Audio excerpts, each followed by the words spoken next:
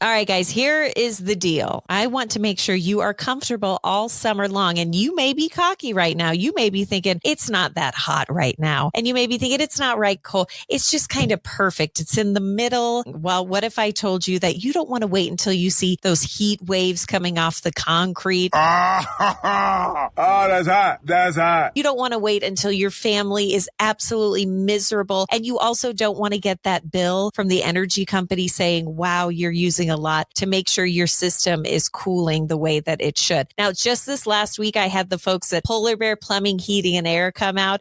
I had Caleb. He was so sweet and so professional from start to finish. He explained everything that he was going to do before I signed anything. And let me tell you, I did not know how bad our system needed a tune-up.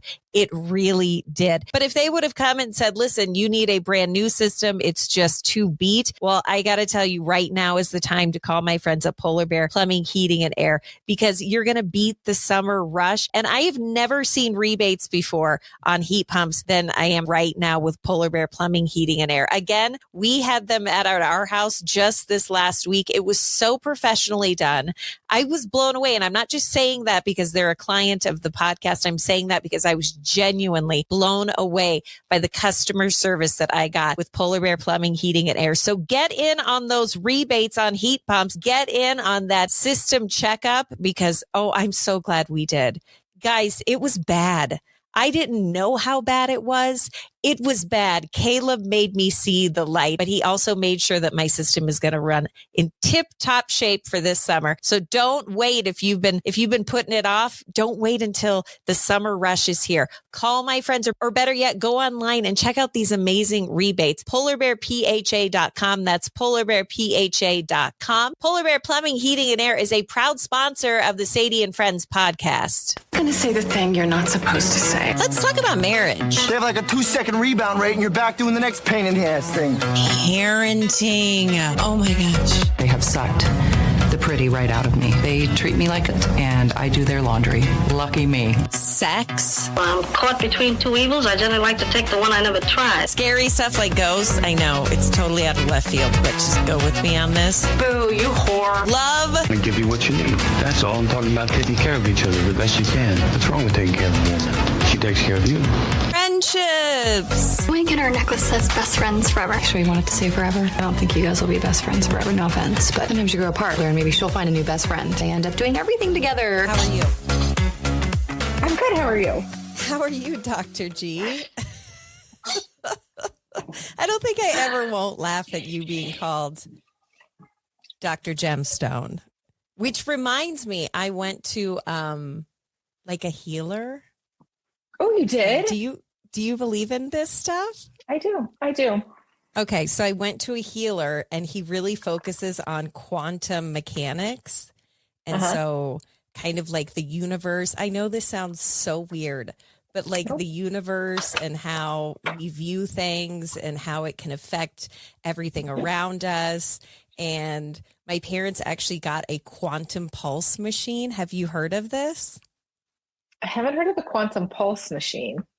Yeah. So it's this machine that we all call it the flux capacitor because we're nerds, but you sit in front of it and it kind of helps realign. It's hard to explain. You look at this light and it sends off. Oh my God. When I explain it, I feel just ridiculous, but it's supposed to kind of reset your chakra. Chakra. And, yeah. And so it's been really interesting. I go to my parents but anyway, I went to this healer that introduced it to them and he gave me these crystals.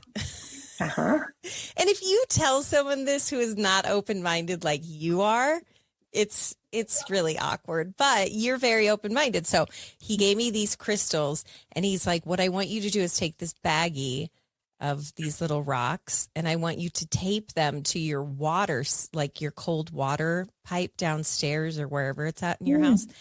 And it works through the water. I know this sounds so weird.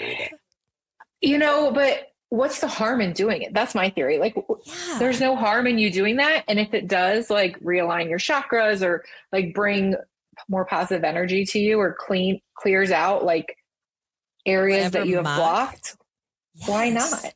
And I think that for so long, I think that people kind of look at that as, kind of like voodoo-y. I mean, I know people who would consider it to be like antichrist, anti-Bible, like you should not. But I find it more scientifically interesting. And I do think that there's so much to be said about, falling out of balance on the inside and then having it affect what you do on the outside and how you can kind of recalibrate your brain. And it's really interesting. It's like a meditation practice, and I don't know. I was just thinking because Dr. G and I are going to be starting our own, our special own wellness program, which, you know what I did today?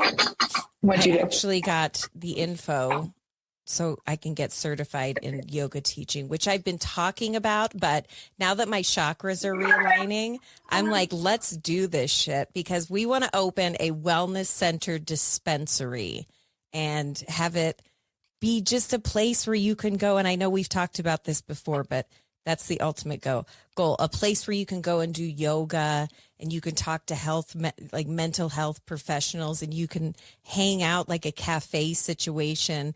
Maybe you can have an edible, and it's just, I don't know. That's my ultimate dream. Yeah, it's going to be lovely. Are you going to do in person then, or are you going to do online?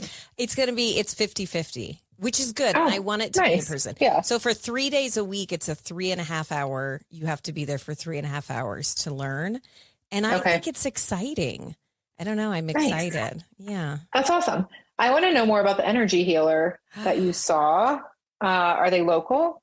Okay. This guy lives in Wyoming. So I took like a day last week and I drove to Wyoming, and he's 77 years old. He doesn't charge any money.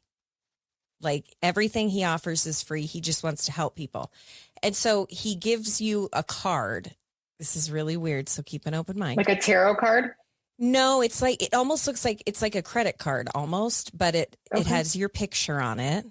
And then he writes down your phone number, and then he writes down what you want, what you need help with.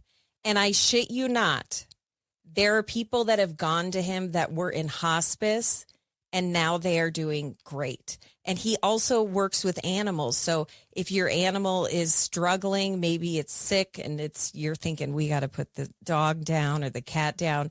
He also works with animals, and it's amazing. And I will give you all the information. His name's Jerry. He's 77. I'll go with you to meet Jerry. Let's go and see Jerry. I'm down. There's something about some people that just makes your energy go to a whole new level. And that's Jerry, I swear. There absolutely is. Did I ever tell you? I think I did, but did I ever tell you about my Reiki experience? No. What happened? So, I do meditation already.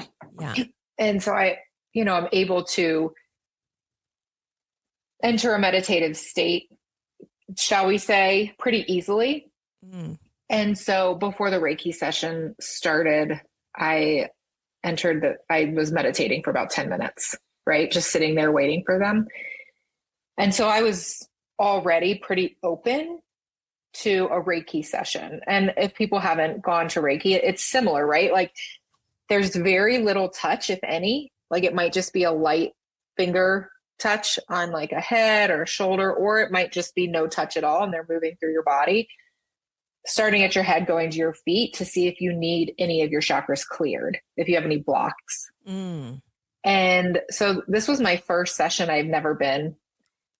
And I'm laying there and, they start up at the head part. And when it got to my shoulders and then into my midsection, Sadie, I levitated off the table. Like no joke. My body came off the table and slammed down. And you kind of have like a mask on your face, not so you can't see, but just like a lavender pillow mask on your eyes. So you can't see. Yeah. Like to help you kind of relax and things like that. And I like sat up and I was like, what was that? And she had like feathers going, and she was like trying to clear the air and the energy, and she had like the sage going. Were you a little scared? Like, what? I was like, what in the world happened? Like, my body literally came off the table and fell back down. Nobody touched me. See, nobody touched me. I think it's amazing. And I think that the best endorsement that I can give is that my dad is totally into it. And my dad is like an old farmer gentleman, and he just doesn't, but he has struggled with pain because he's older and he's worked his whole life, and his pain is gone. It's amazing. I don't know even how to explain it, but when you talk to Jerry, you're going to just say, oh my God, you're going to be like inspired. I'm inspired at the fact that he does it for no money, and people come from all over the country to see him. And we're so lucky that he's right here in Cheyenne. So it was like a 45-minute drive from the house. And it was just like very eye-opening, and he explained everything. And so That's anyway, awesome. I know. That's awesome. I really well, liked and it. After we continued with my Reiki, and then after, like, she spoke to me and she was talking about what happened. And it was a block in my chakra that I had been holding on to from a former, I don't know if you believe in past lives or not, but a past life of mine. And were you a hooker? The crazy thing is, no, just wait. The crazy thing is, what she described to me is like a scene in my mind that is so familiar. Like, it's a familiar scene that I know so deeply down to my core. And it's this, beautiful meadow and these flowers. I mean, she had the colors, everything that I've lived with this, whatever it is in my mind, but I didn't know what it was. Maybe it was a memory from my childhood. And the picture she painted, and what happened was, when I was a little girl in this past life, I was playing in this meadow, and my mom in this past life came up behind me and whacked me in the head and took my life, like ended my life. Oh my God, you were murdered in a past life? Yeah, by my mom. What a and bitch. She was letting me know this was something I was holding on to, with like distrust in parents and distrust in motherly figures and like abandonment. And can I tell you, growing up, there was never any reason for me to feel a sense of abandonment or mistrust. But we used to drive to Michigan multiple times a year.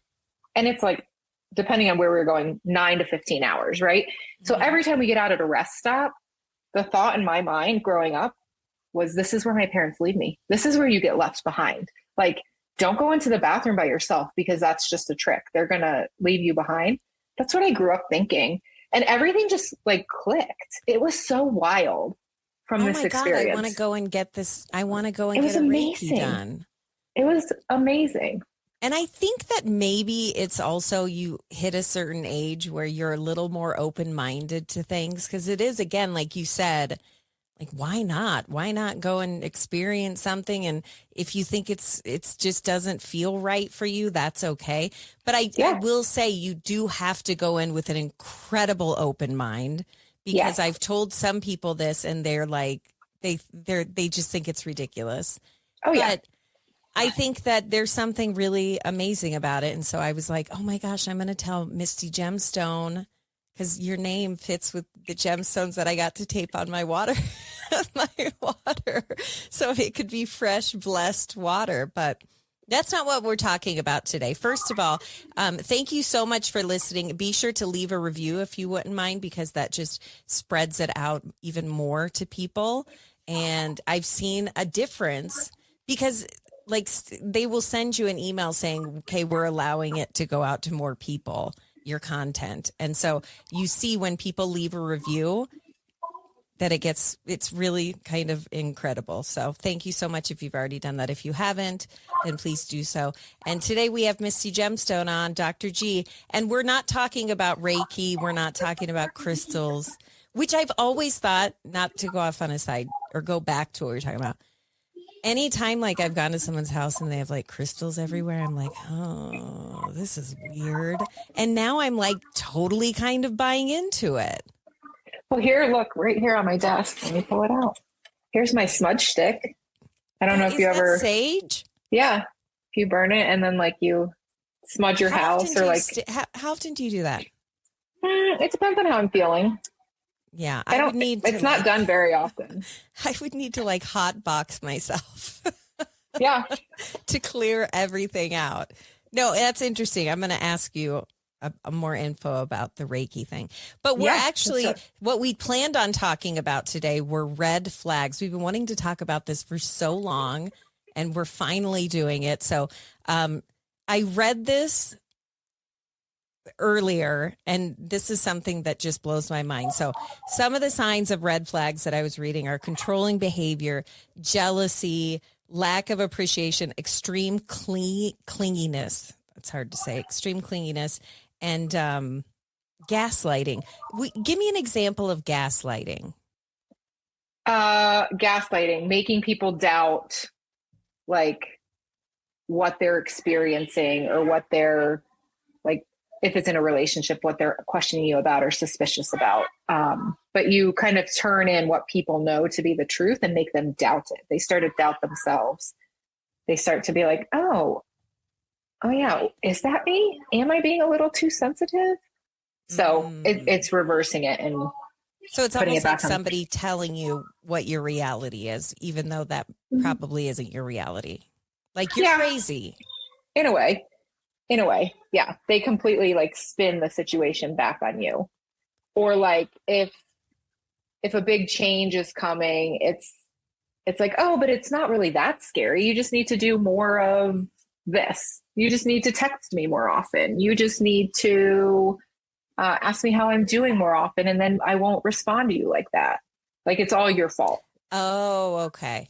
I was going to say that sounds pretty supportive. Like you can text me, you can call me, but you're saying it's almost like trying to make somebody dependent on you. And doubt themselves. Yeah. They start to question their own reality. Yeah. So I bring this up because Stephanie and I are big fans of the show You. Have you watched season 5 yet? I don't know how many episodes there are, but I'm in like episode 5. I'm embarrassed at how many episodes that I have watched, but in my defense, it's kind of been on in the background. And so I'm still being productive and doing things, but I love this show. And if you've never watched You, it's on Netflix, and I'm pretty sure this is the final season. And it says it is. Yeah, it's about a guy who kills people, but you kind of root for him because the people that he kills are just assholes, but they don't deserve to. No one deserves to be murdered, but you kind of, it's so odd how you almost sympathize with him in some ways. But it's interesting because in this season, they really touch on kind of all these different red flags. And then I was reading about red flags. And did you know that the general rule, which this is insane to me, but according to this website I was looking on, it's called betterup.com. Have you heard of BetterUp? Mm-hmm. Yeah. Okay. So according to betterup.com, when it comes to red flags, you should leave if your significant other shows 2 red flags, which that's crazy to me because if you're showing 1 red flag, wouldn't that be wouldn't you tell your patient like, uh-oh, that's danger zone? I mean, when I think of red flags, probably, because red flags I think of would be like controlling or not respecting my boundaries or, stalking, gaslighting, the constant blaming. Like those aren't things I want to deal with in a long-term relationship. So 1 for me would be enough. However, do we notice as humans when 1 red flag is present, or does it take a second red flag to be there for us to truly realize the negative behavior? Because a lot of times we can overlook maybe 1 thing we don't like because we're trying to look at all the positives in the relationship if our emotions are leading us and we really want the relationship to work. I feel like we are like sharing the same brain today because my next thing I was going to ask you was, when it comes to red flags, usually when you're in a relationship, maybe you don't want to rock the boat. Maybe there's so many good things. And maybe you're in the beginning stages because I think that red flags are sneaky. They sneak up on you. They can be. And you don't see them. And then later, it's funny because if you reflect on relationships after the fact, it's so easy to see certain things. But when you are in the thick of a relationship, it's really sneaky. And I think that's why people stay with people who maybe aren't good for them or maybe are showing these red flags, because a lot of people also don't show the red flags right away. It's so gradual. It's like, what do they say? Putting a frog in water and then turning it on to boil. Like the frog doesn't realize. It's like a slow burn. Yeah. It's interesting. I mean, I found myself in a relationship like that, right? Like where you don't realize what's really happening. And then when you get out of it and you look back, you're like, oh my gosh.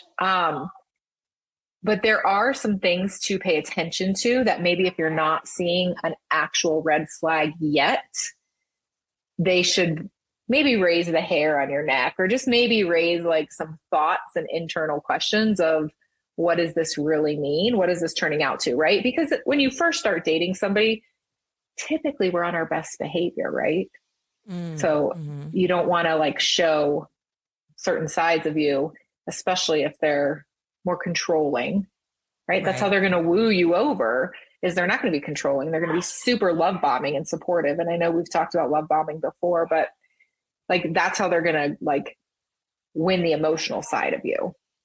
Let's talk about love bombing. I know we've talked about it before, but that's something that can span across all relationships. I mean, I think it's easier to spot red flags, not in a sexual relationship, but maybe in like a friendship situation. But I think that these would all also apply, everything that I've read about what red flags are, to all different kinds of relationships. I mean, friendships, boyfriend, listen to me, I sound 12, boyfriend, girlfriend relationships, family relationships. I think that, but I think more than anything, it's the dating and the being with somebody where you almost fly blindly. It's shocking to me. And what's funny is I think we've all been in a situation where we've had a friend who is in a bad relationship. And you're like, how do you not see how bad this is? But they don't, because again, they're in the thick of it. What advice would you give somebody, Dr. G, when it comes to dealing with a patient who is in a bad relationship and who is continually going back to the well? Because that's another thing. There are some people that will just stay in that relationship forever and learn how to adapt to the red flags. Well, and it's not even what we adapt to, it's what we like allow ourselves to get used to.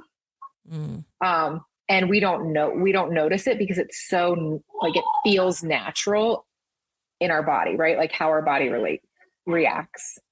I guess what you want to watch out for is you want to make sure that you're not in relationships that are creating that emotional dependency, right? And that you start to ignore the red flags. So going to the love bombing and maybe what to look out for is everything that feels so good in the beginning. And as we talked about, I think in the last time with love bombing, is all of these things are what make you want to stay in a relationship, right? Like grand gestures and surprises and gifts and maybe they want to take you on trips, or they just really want to like show you big things that make you feel really special, right? Or the constant like texting can make you feel wanted. It makes you feel seen and loved, right? And so those are ways that they could be love bombing, where they're like, oh, you're the best person for me. You're so perfect. I've never met anyone like you. Those feel good. But they also, if you're factoring all of these in, can be warning signs for love bombing. Constantly talking about your future. Yeah, that would be a big sign. Right? Or the other thing then, this is the negative side. Those are all things that make you feel good. Once they start to want to isolate you and keep you away from family or friends, like that starts to be a red flag and a sign that, this is love bombing. This is the negative thing.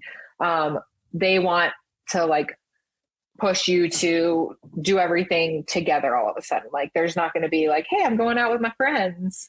Let's catch up afterwards. They might show up there oh, I'm out with my friends too, but you're at the same place as me. You know what? But again, if What's you're that in the about? beginning of a relationship, Yep. it's so easy to have rose-colored glasses and be like, Yep. what? Oh my Yep. God. Or even if, he shows up and he isn't with his friends, it's like, oh my God, like he missed me. To where, Yeah. I don't know. I also think it's an interesting dichotomy when it's like somebody that you're interested in versus somebody that you're not interested in, because when it's somebody you're not interested in, I feel like it turns into creepy stalking. When it's somebody you're totally into, you don't see it as creepy stalking. Everybody else might see it. Everyone in that friend group may be looking and going, what the hell is he doing here? That's because your emotions are invested. Like you're starting to form that connection of like a love or a lust. You're not going to see that. Whereas if you don't have that connection and there isn't the emotional like drive that's taking you towards falling in love with somebody, it's going to be like, ew, creep, weirdo, stay away. Mm-hmm. Like, this isn't what I want. How do you talk to somebody? If somebody out there is listening and they are saying to themselves, oh, I know exactly who this person is in my life. How would you approach this? What's the best way to approach someone, a loved one, to tell them there are red flags in this relationship? You got to keep an eye out, because there are also a lot of people who will cut friends out or family out if they call out the red flag. So what's the best way to not tiptoe around it, but, bring it to the forefront and try to make the person see? How would you do that? Or how would you tell your patients to do that? Yeah. So there's one way to be direct about red flags, right? And that could shut somebody down immediately. And so it's not just to be direct all the time and say, well, these are all the red flags and this is why you shouldn't be with that person. They're with that person because the person is doing something for them. Stay with me, right? Like maybe they are feeling really lonely and disconnected. Maybe they're the only single person in their friend group. And so they've just been desiring this other connection for so long, and they have it. And then they're like, you can't even be happy for me. Look you're trying to sabotage my relationship. Mm-hmm. So there's internal things. It could be low self-worth and how valued they're feeling and loves they're feeling by having a partner. And so they're not going to see the red flags right away. And they're not going to want to hear it from anybody who's trying to point that out as concern. So also knowing friends' past history potential, if you know it, but a lot of times we can want to trauma bond with somebody. And so that's, if we have past trauma ourselves, that's where you do want to go to therapy to try and work through that trauma to make sure it's not like bonding you to the next relationship, and keeping you kind of dependent on and not seeing like the true health and value there for that relationship. It can be, sometimes when you're wanting to talk to your friend, just asking questions to understand versus pointing out what you see as negative. More so asking, like, tell me, why he Joe shows is up his name. Yeah. How does he make you feel? Or how does that feel to have somebody constantly texting you? Or what is it that you like so much about him showing up here? Like, for me, that's a violation of my boundaries because I'm with my girlfriends and then he just shows up. Like, what to you, like, does that mean? Or what does that look like? It's weird to ask those questions when it's a friend, where you can sometimes dig into that more in therapy. But that's what you want to do, is you want to help the person kind of then be like, I never thought about it like that, or never saw it like that. It felt really good. It felt like somebody loved me or prioritized me. Okay, great. Why is that important? You just have to go layer by layer when you're working with somebody through this. And being direct and calling out red flags, if they don't see it, sometimes can hurt your friendship or relationship. And that's why it's sometimes more helpful for it to happen with a therapist or a non-biased person who doesn't know. So they can't be like, you just don't want me to be happy. Why are you trying to jeopardize this? Like, now you're jealous because I'm not able to hang out with you as much. Things like that. I think that so many friendships end because of this kind of situation. Mm-hmm. Because again, you're in this state of euphoria at the beginning of a relationship. And when you're being love bombed, it just takes you to the next level of like, this is it. This is the fairy tale which not to go back to the show You, but to go back to the show You. He gives these women like this fairy tale and this belief that like, yes, I did kill your boss, but he wanted to hurt you. And you're like, I'm protecting you. Like, that is so romantic. And you look away and my God, I watch this show and I find myself thinking, oh, that is so romantic, which is a red flag on my own part. If I'm rooting for the murder of the show, that is a big deal. There is something to be said about the morals and values of how you go about wanting to protect somebody. But that is, right? That's his whole MO is I'm doing this to protect you. I'm doing this because I love you. Even if it means murdering somebody or multiple people. Which he does. Go watch the show You so you know what so good. Dr. G and I are talking about. So good. So good. I'm obsessed. Well, that's it. That's all the time we have for today, which I can't even believe it. I feel like between talking about magical crystals and the show You and red flags, we really covered a lot of ground in 30 minutes.